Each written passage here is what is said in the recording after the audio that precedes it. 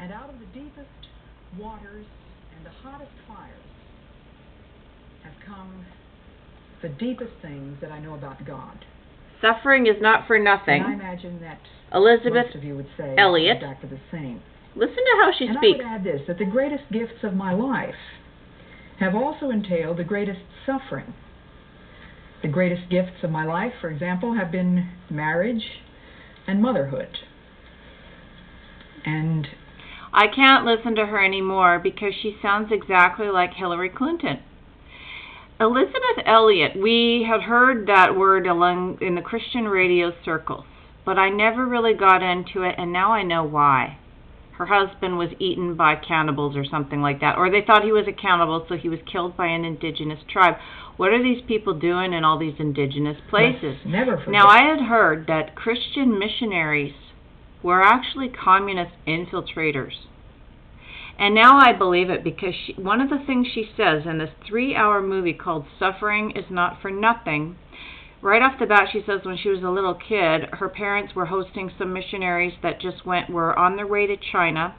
And as soon as they got there, her and her husband, the missionaries, got beheaded by the communist Chinese. And yet she still grew up and wanted to become a missionary. Now, is that kind of like sadomasochism or what?